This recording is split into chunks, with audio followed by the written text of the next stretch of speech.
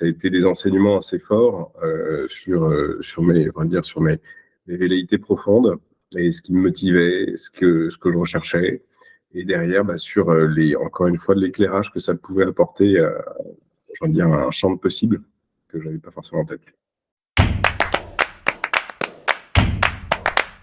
J'ai fait 15 ans de conseil en organisation et management, système d'info, dans des grands groupes.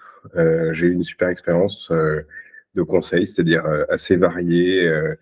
J'ai appris beaucoup de choses et aussi sur moi-même. Et au bout de ces 15 ans, bon, j'ai eu d'autres projets, d'autres envies. Il y a eu déjà un mouvement personnel puisque j'ai quitté Paris il y a à peu près 7 ans pour Bordeaux et quelques années plus tard, je me suis dit voilà, j'ai envie de faire autre chose que le conseil.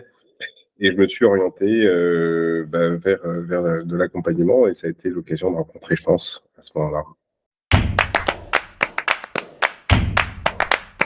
Alors le déclic, je veux dire, il était assez clair dans la tête de me dire que j'avais en tête de faire autre chose que du conseil jusqu'à la fin de ma carrière. C'était une évidence. En revanche, le quoi, c'était l'incertitude la plus complète. Et c'est là où j'avais clairement besoin d'être accompagné, d'être questionné, parce que j'avais forcément des idées, mais je cherchais surtout à être challengé sur ces idées et surtout être éclairé d'autres possibilités, d'autres opportunités au regard de qui je suis, de mes compétences, de ce que j'ai envie de faire, etc. Et c'est d'ailleurs ce qui m'a pas plu avec le parcours, c'est de pouvoir travailler sur l'éventail des possibilités et d'essayer d'ouvrir à d'autres horizons que ceux qui sont assez naturels. Forcément, quand on fait du conseil, on sait faire beaucoup de choses, mais on n'a pas forcément de spécialisation, je veux dire, d'expertise.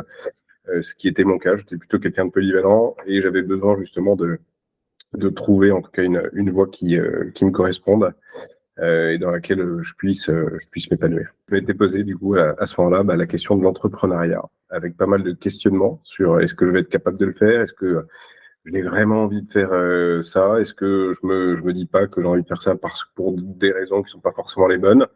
Voilà. Et puis au final, si j'y arrive pas, c'est pas dramatique, mais c'est vrai que c'est quelque chose que j'avais en tête depuis très longtemps. Et il se trouve que pendant que je faisais le parcours chance, j'ai eu bah, une opportunité, une chance, en tout cas, de rencontrer mon associé actuel. Et on a partagé la même envie au même moment et c'était un bon alignement des planètes, quoi. Tout le travail qui a été réalisé au travers du parcours et de l'accompagnement que j'ai eu avec ma coach m'a été ultra riche. En fait, je m'attendais pas du tout à ce que ce soit un parcours aussi riche, aussi intense en travail aussi.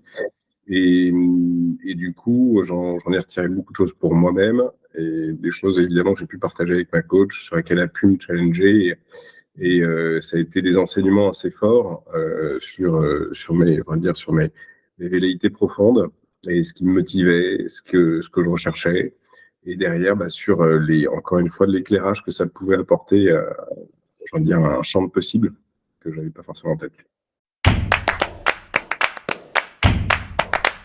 On a lancé le projet La Belle Vive pour répondre à un certain nombre de besoins, notamment après une période qui a été compliquée. On l'a vu avec le Covid, on l'a vu avec le scandale lié aux établissements et aux EHPAD. Et donc, un vrai besoin de réassurance vis-à-vis des établissements exprimé par le public, un besoin aussi de recommandation personnelle, d'avoir un retour sur l'expérience qui est vécue dans les établissements. Et on s'est posé la question avec mon associé de savoir comment on pouvait contribuer à notre façon à retendre, à rénover ce lien de confiance entre les établissements et le public, les résidents, les personnes âgées et leurs proches.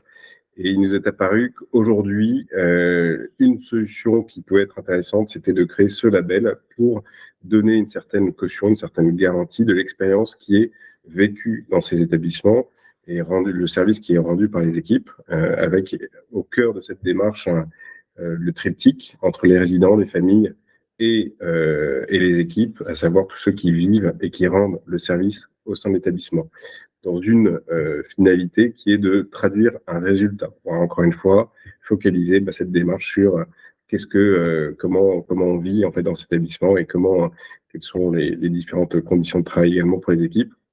Ça nous apparaissait important de valoriser, de reconnaître le travail des équipes au travers de cette démarche-là. C'est avant tout un lieu de vie et aussi pour les équipes, aussi pour les personnes qui travaillent là-bas, pour les résidents évidemment. Enfin voilà, ça a été un bon déclic. Ce qui est assez important, c'est de se faire confiance dans le fait de lancer des démarches qui ne paraissent pas forcément naturelles, de se faire accompagner, en fait, de s'abandonner dans cette démarche, d'y aller à fond. Très clairement, ça demande du travail, ça demande un certain investissement, mais on ne le regrette pas parce que, encore une fois, c'est du temps, il y a un temps qui est riche et qui permet de progresser, d'avancer dans la réflexion avec l'aide d'un coach qui vraiment est un miroir de réflexion et qui apporte beaucoup de choses. Donc, le conseil, c'est allez-y et donnez tout ce que vous avez dans le cadre de la démarche.